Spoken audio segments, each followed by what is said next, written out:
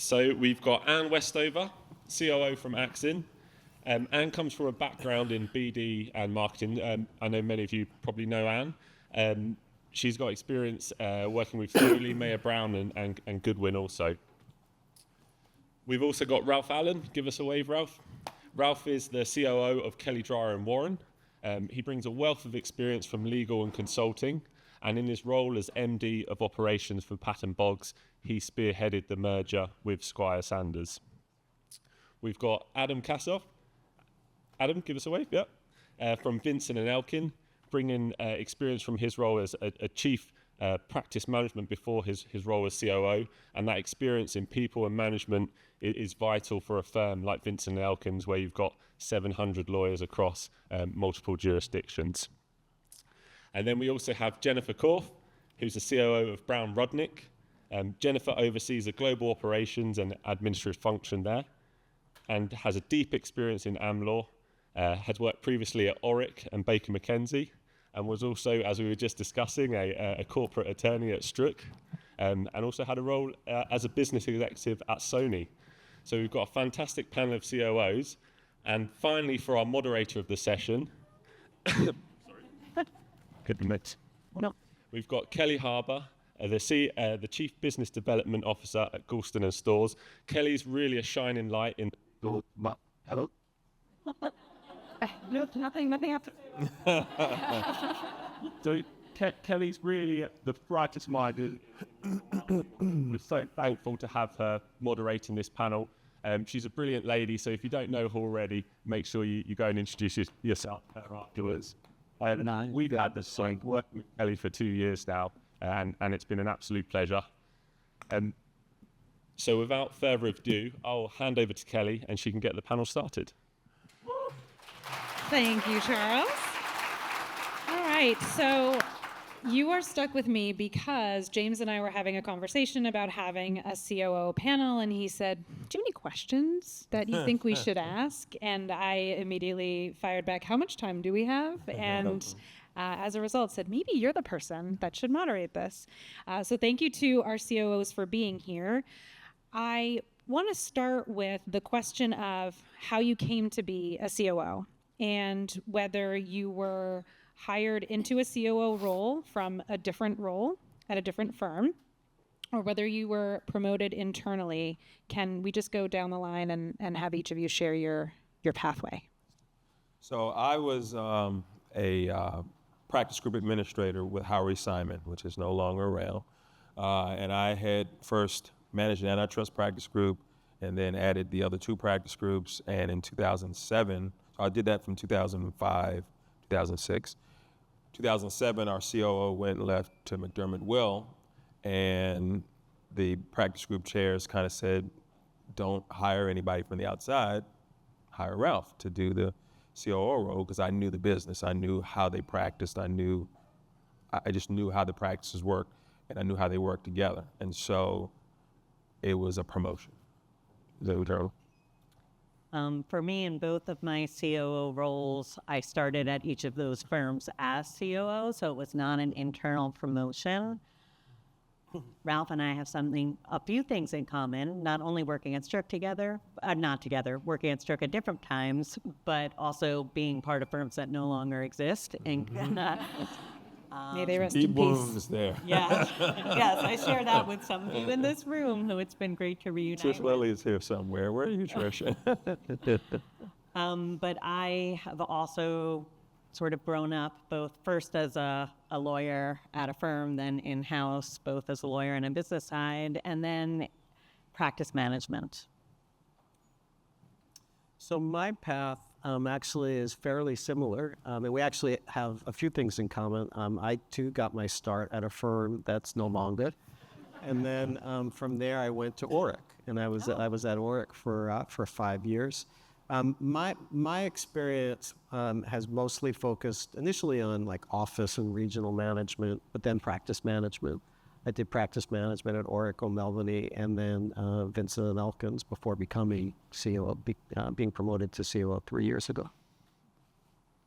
So I am the token former CMO. So I started at Axon in 2018 as the Chief Marketing and Business Development Officer and was moved into the COO role. I like to say they gave up and just gave it to me at the end of 2022. So I've been in the COO role for about a year and a half now, still very much learning. So hopefully I can share something, but I think we'll probably learn a lot more about the role from the three of them who have been doing it for much longer, but it's been an amazing transition. So yeah, that was my path. Thank you all for sharing. I was an internal promotion to the Chief Business Development Officer role, and I know that there are some complications that come with an internal promotion when people that may have been your peers are now people that have to report to you. And I'd love to hear from one or more of you on how you navigated those relationships. No, please. Oh, go ahead. Look, it's one of the more difficult transitions that you make, right? But I think for me, and it sounds like this is true for many folks here. I had experienced something like that, a transition like that earlier in my career. So when the time came to obviously not to COO, but when the time came that I became the COO, I was able to draw upon that experience and some of the lessons learned about, look, there is going to be some awkwardness, and the antidote to that is to just do your best to do a good job, be as helpful as you can to the team, and over time earn their trust. And so that's how I approached this transition. It was kind of a shock for me, I think, because I'd worked so closely with a lot of these people, and we did a lot of things together, and we had friendships and at work and outside of work, and now you're their boss.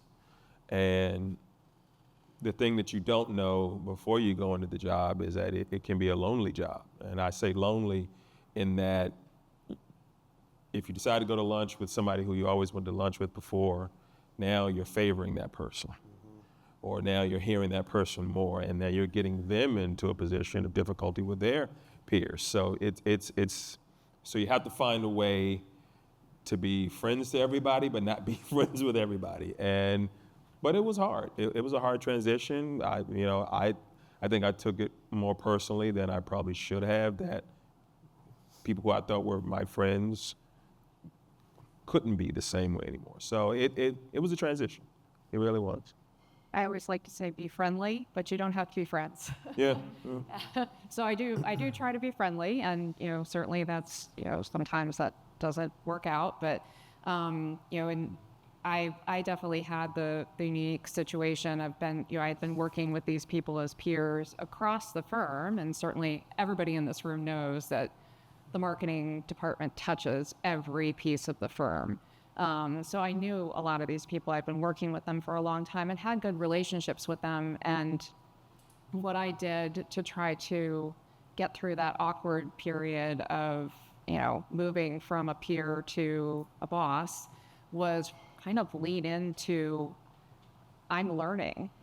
So many of these functions, and I'm thinking of things like data privacy and our practice support team, the paralegal team and litigation support, stuff like that. And I'm still learning about that. And I think it has been helpful to be honest about that and not try to pretend that I know, intimately what they do on a day-to-day basis and what their jobs are, and let them teach me, but, look for ways to advocate for them when they need that support. And I think that's been helpful. I won't say it's been a completely smooth ride. But I think the people who have appreciated that I've been open about that and, want to learn from them have leaned into that with me. So, Jen, you did not have the experience of an internal promotion, so that you may have been saved from. And you're walking into a firm where now you don't have the shorthand that these other folks have had, having been at their firms in different capacities. So talk to us a little bit about what you're hearing about the internal versus lateral and pros and cons. I think, one of the main pros of an internal promotion is not only the fact that the firm, the culture, the people, the processes, but the fact that you have more opportunity because your people who've worked with you will be your biggest supporters, and it's easier to get in the door as a COO, having been a COO, which is, of course, that catch-22. So I do think there is a large benefit to, if you want to be a COO, to positioning yourself at a firm where you think there'll eventually be an opportunity to grow and take on more responsibility of different areas, whether it be as COO or otherwise. So I would say that's on the pro side. On the challenge side, I think not only is sort of that loneliness and transitioning those relationships, but also developing relationships in that different way, in addition to having people see you the way you used to be, right? One of the things, my first law firm management role was, I was hired by somebody I had worked for as a summer associate and as an associate, but it was a decade later. And I'd gone to business school, I'd gotten my MBA, and they hired me to be their next COO because the COO had announced his intention to retire. One of the biggest challenges there was the fact that it was very lonely, and I was not prepared for that because I'd come from places where I had large groups of colleagues, and I loved that about my roles. But in some ways, they saw me the way I was 10 years ago. And that is something you can avoid when you are starting fresh. Right. So I want to come back to something that Annie mentioned, which is regardless of how you came to be a COO and what your purview was previously, you are going to have to learn and be responsible for the performance of functions that you didn't before. And I am curious how you have approached getting up to speed on those areas, again, that you did not have responsibility for. You have to not be afraid of what people think when you ask questions. You have to say, I think I know how this area works. I think I know what you all should be delivering or doing. I'm looping back what I hear from partners, from associates, clients. So I want to understand how you do what you do, how your organization does what it does. People will hear that at first as, what are you going to come in and blow up my organization? You're going to blow up my department? You're going to tell me what to do? I'm not doing that. I just need to understand, because at the end of the day, I'm going to get a call, or the managing partner or co-managing partners, or however your structure is, are going to get a call from somebody saying, this isn't that, this isn't this, this isn't that. And you got to have some sense of it. You got to be able to ask. I mean, I have been in places where I work very closely with my C-suite or directors, or even you can't be afraid to call somebody who's a person in accounting that processes that check, or call somebody and call a secretary, or call whomever to get a sense of what's really happening. Because your job as COO is to understand what's happening to the best of your ability. You can say, I don't know, but you can't say, I don't know and nothing else. You can say, I don't know, but I'm finding out, or I don't know, but I think this. You have to always have a way to have your ear to it. So you just cannot be afraid to do that. And if people get tense about it, you just kind of say, look, this is not about me not thinking you're not capable. This is about me understanding what's happening so that I can help you, so that I can help the firm. So for me, that's the big thing. Yeah, I was just going to say, I think it was a learning experience for me to be comfortable asking that many questions, because I think throughout most of your career, you always want to be the person in the room who has the answers, and I think that's especially true in marketing. We want to be very clear about what we're doing. We're trying to convince people a lot of times about things that they're not comfortable with. And if you don't approach that conversation being very sure about what you're suggesting, what you're recommending, it won't go well. So I think that switch in my mind of it's okay to ask questions. It's okay to show that I don't have the answer and I don't have I don't understand all of this 100%. That's okay, because we have a team around us that does understand it and does know the answer to those questions. And I think that's really important. And I will say, the people who know me in this room know I listen to too many podcasts. And one of the ones I listened to recently, it was a tech leader, and they said that, they feel like 80% of their job is just asking questions. Like, oh, I hadn't thought about that, but I kind of feel that way too. It's just constantly asking questions, and that's how you get the information. I did the same thing, and I think it's okay to show some vulnerability. We're not superhumans, and like asking questions, showing curiosity.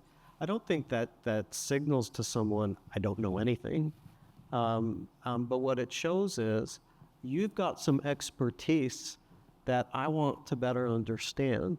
It will help me do my job better, and consequently, it will help me to do a better job helping you. And what I found is people, by and large, embrace that. They understand that. Yeah. If this were an assembly line, if it was a manufacturing environment, it'll be easy to know what happens on the line, right? It's all people. And so asking questions is what gets you inside that assembly line, that how things happen. You have to. There's no way you can do this job and not ask questions. If you got a COO that's not asking questions, okay, but you have to, because things happen every day. People come to the offices with everything that they bring with them every day, and their outlook and their experience, and they're doing what they're doing, and they're clashing with everyone. And so you have to have not up to the second information, but you need to know trends and how people are thinking about how they feel about the firm, how they feel about their role in the firm.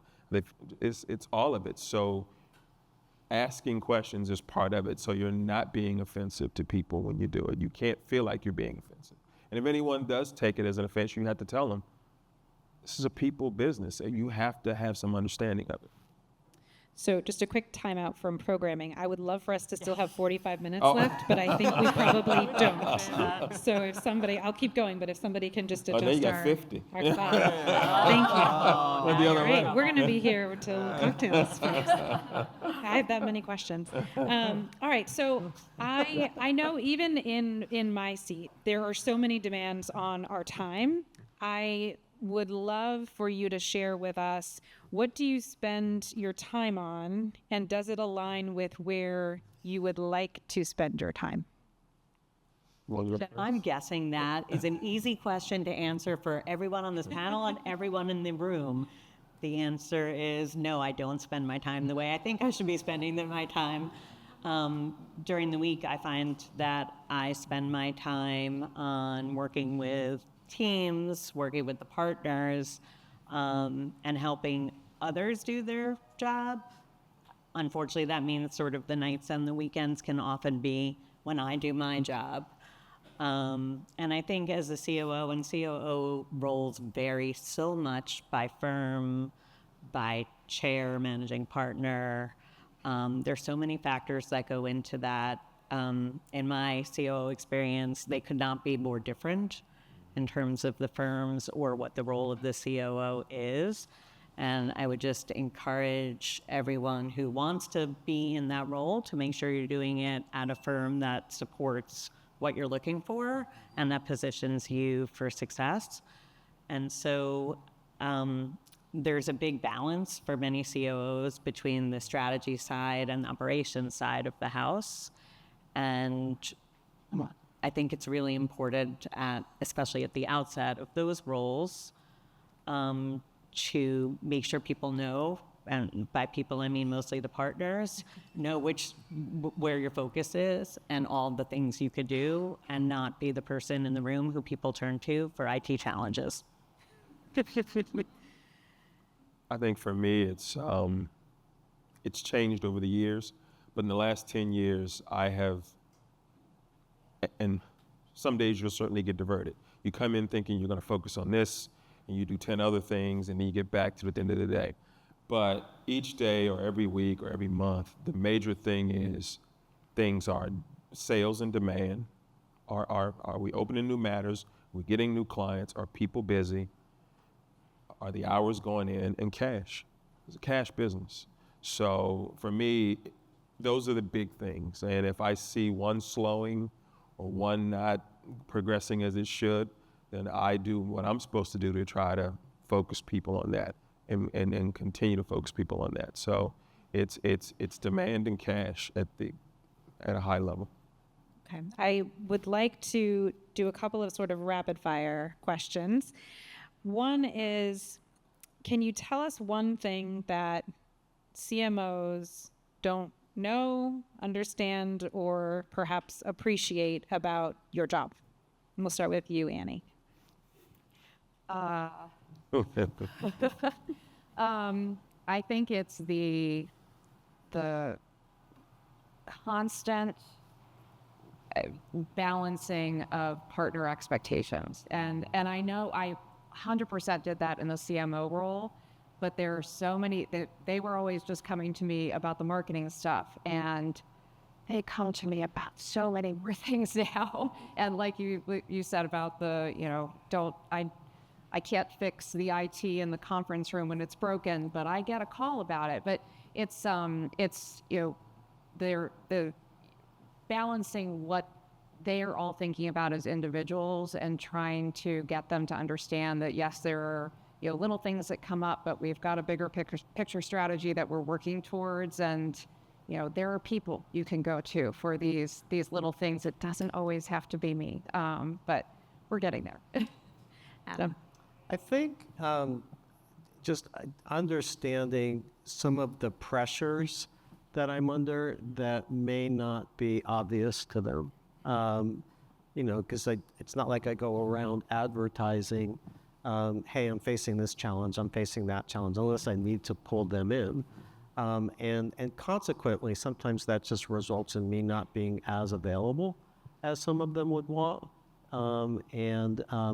So it's just a matter of just cutting me some slack at times and just understanding that I can be pulled in lots of different directions. I'm managing a lot of expectations and a lot of different needs and trying to be appropriately attentive to a wide array of people and just understanding that. I think on a similar note, what's good for one function is not necessarily what's best for the firm. And so being able to take a step back and look at it holistically, what's best for the firm, what other groups is this going to impact? That's, of course, in addition to knowing the people and the politics, because there's nothing more important at a law firm to understand who the players are and where you need to get buy-in in advance. I think for me, you realize, or one thing people don't realize is that your life, a big part of your life is not your own anymore. You're like a partner. In fact, you are a partner. You just don't have to put up capital, but you're on call all the time. And I think if I could go back and tell my family 20 years ago, when we go on vacation, I got to set up an office at vacation. I'm going to go do a call, this and do that. Or when we're at dinner, I got to break off and do that. Or sometimes it's a Sunday night or a Saturday morning, or, there are things you're not going to get to go to. It's just part of it. And so there are things about your life that you give up when you do this job. And you ought to know that. Can I just add to that? I will just add that you have to know that that's part of it, but I think you also have to like it. And I know that's what makes me crazy. Yeah. I kind of love it. I don't get think you would bored. be continuing to do this if you hated it all the time. I think at least I've found that my personality is I want the whole picture. And we're not going to have the whole picture if we're not available when the picture is being painted. Right. That's a good way to put it. Good way to put it. That is a good way to put it. So I want to talk about something that came up pretty consistently between you, which is this managing partner expectations, perhaps conflicting points of view. We earlier today had a session with Julie Chodos and Krista Crane, who were talking about how to achieve change and to get things done in law firms. And I'm sure this never happens, but let's just say that a CMO has an idea or an initiative, a project, what have you, and wants to take a particular course of action, and you agree with the CMO, and someone in a position of power, a partner, disagrees. How do you choose your battles? I mean, that's the art of the job right there. And I think for me, if after we collaborate, the two of us, and decide, okay, here's the pros, here's the cons, here's where we're going to cause some challenges, and are we prepared for that, and what does that mean about all the other things we're trying to achieve, and how does it impact those? Once we've made the decision to go forward, it's really about getting the buy-in again up front, having those conversations, especially the difficult conversations, because nobody should be surprised by a decision. It only goes much worse if you take that approach, and just be very proactive and willing to have those challenging conversations and explain the reasons. I think it depends on what the thing is. Right. What impact will it have? How does it align with broader strategic objectives? I mean, but if it's something that has the potential or likelihood of being very positive, very impactful, then I think it's also just about understanding, where's this partner coming from? Like, what's their resistance about? And the hope is that the CMO, me, others on the team that are involved, that we have the relationship that's needed with that partner to just sit down and talk it through. A lot of times it does get resolved that way, but when it doesn't, we also sometimes need to prevail upon firm leadership, partner leadership, our executive committee or members of the management committee as sounding boards. And if there's agreement with them also that this is something that we should be doing, then it's not unusual for them to get involved and speak with the partner. I think one of the key things, right, is what you're saying. It's all the pre-work that you've done before you get to that point. That's almost the most important, to build up those relationships so you can have those conversations. It's such a layered issue, because even if you had those conversations and you think you know somebody, they'll still flip on you, and you got to go find out, well, what's going on? What's the deal? So it's not that it's a bad idea. It may just not be the right time. Timing is always a thing. How many of you have come up with an idea and they say no, and then 6 months later they say, how about if we do this? And you go in and you pull out the thing and you blow the dust off of it. You say, yeah, here we go, right here, we're ready to go. Wow, you're terrific. Man, you came up with that right away. So, sometimes it's just timing. It's just timing. And patience. And patience. To wait for the right patience. time. Yeah. And you got to explain that to people. You got to say to your CMO, don't take it as if you're not valued. Take it as if we have to make the ground ready, like you said. We got to get it ready. And you got to think through all the permutations of who might have a problem and how it might have a problem. And at the end of what happens there, are you going to get what you intend? Because it's going to go through all kinds of stuff to get there. So you have to think that through. You do. Well, I'll just say, thank you. No. I was just going to say, just 2 days ago, Julie Chodos, our CMO, we were talking about a particular initiative that, eventually we would like to start doing as a firm. And what I said to her was, tell me when you think we're close, and then I'll start talking about it. Because then you just start planting the seeds about, and to your point, like, you might come out with this great plan and they say, no. And then 6 months later, they come up with the exact same great plan. And that's fine. That's still a win. That's great. But it's I think, helpful if you can enlist lots of people. And, we talk to lots of people constantly about, just starting to plant the seeds of those ideas so that when the idea is really ready to be formed, people are clamoring for it. And I would say, let it be their idea. It's better if it's Yeah. their idea, even if it's your idea. So much better because it helps you achieve what you want to achieve. If you take, the inevitable ego out of it and like, well, that was my idea, you're going to be much more successful because it's about doing what's best for the firm, and you will be more effective if they think it's their idea sometimes. And if it doesn't work, it was their idea. Yeah. No, that's when it's your idea. Yeah. That's when they remember. Hey, Jen just put her finger on it. You can't have an ego like that and do this job well. You just can't. You gotta humble yourself all the time. You cannot have an ego. You just can't.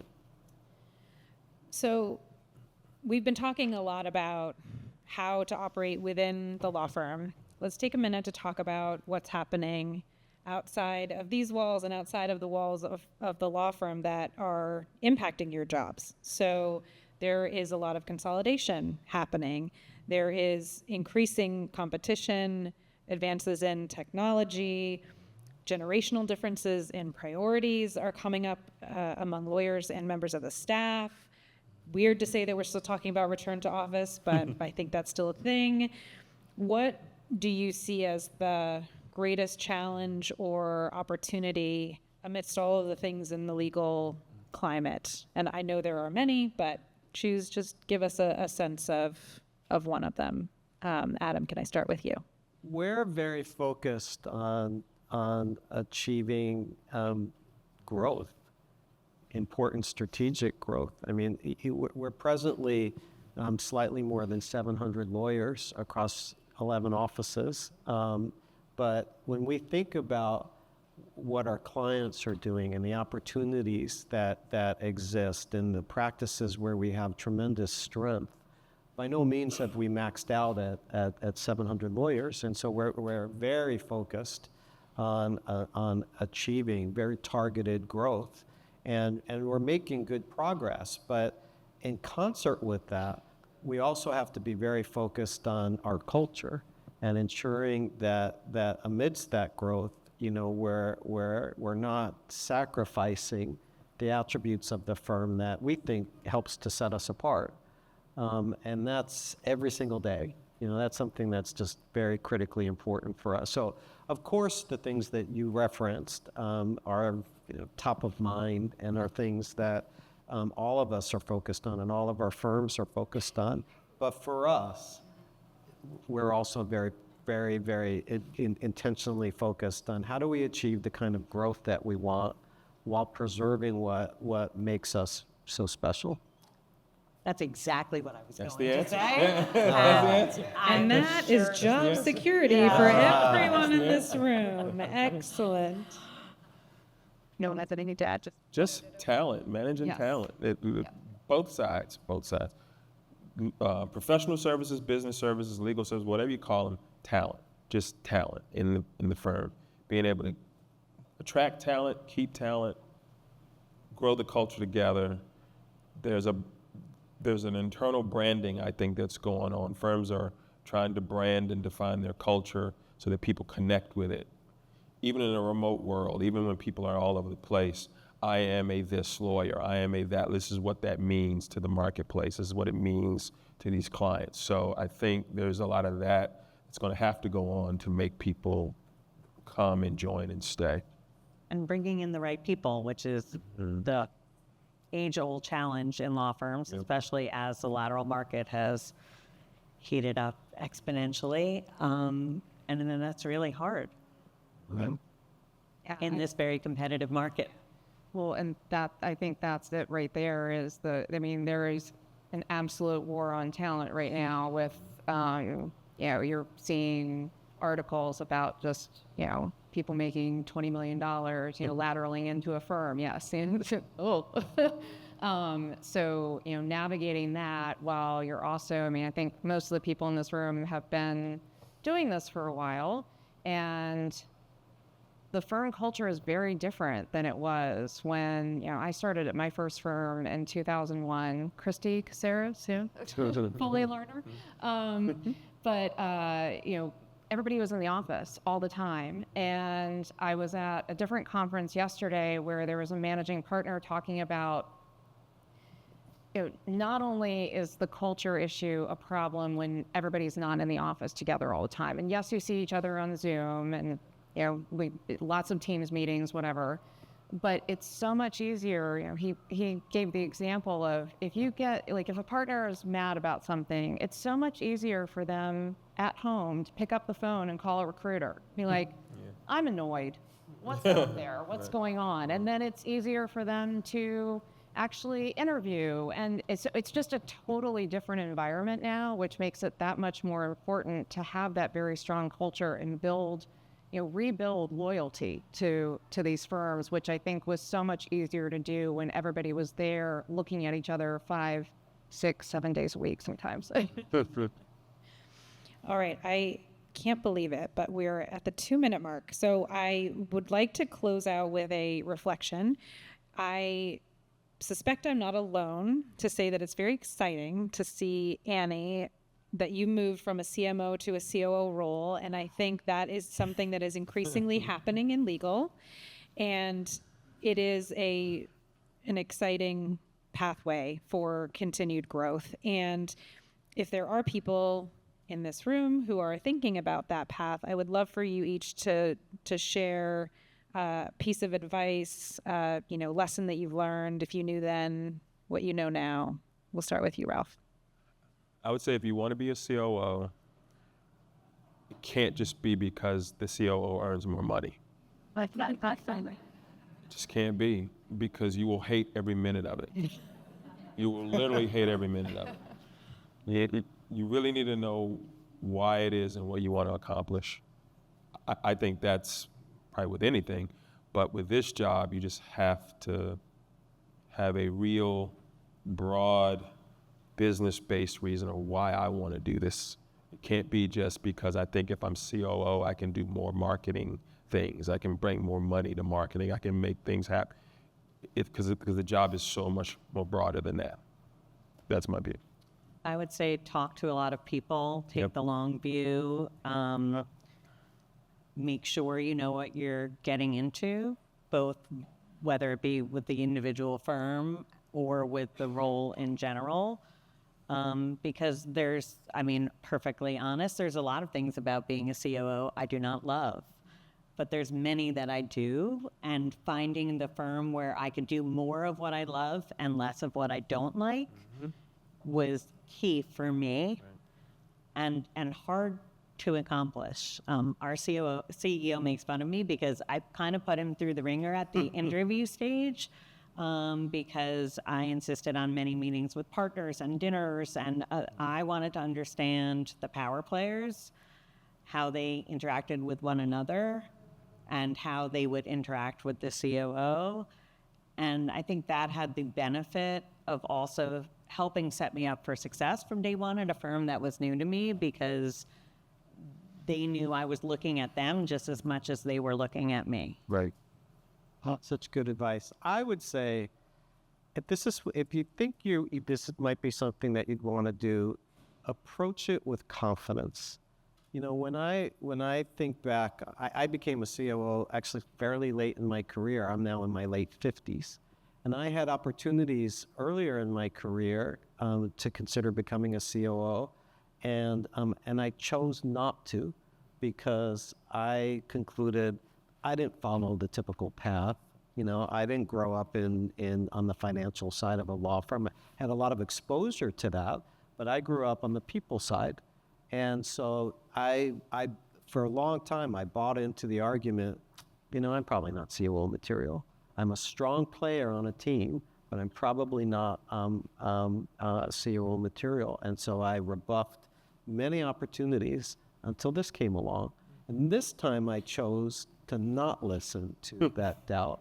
This time I chose to take stock of what positive impact could I have if I took that leap of faith. And I'd like to think over the last 3 years, I have made a positive difference. And I agree with you. There are plenty of aspects of being a COO that kind of suck. But there are lots of other aspects where you feel honored to have the impact that you have on folks. And it really is, in so many respects, it's pretty terrific. So I'm glad that this time around I chose to not succumb to the doubt. I'll say I succumbed to doubt at one point too, where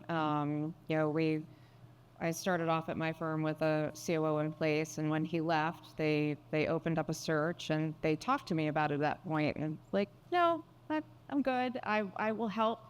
It was a 6-month search to find the replacement, and I was kind of doing the job during that time. So I got to get a taste of it, and when we hired the new COO, I had done it enough and enjoyed it enough that I pretty much looked at her and it's like, all right, when you're done here, I want to be in a position to move into this role.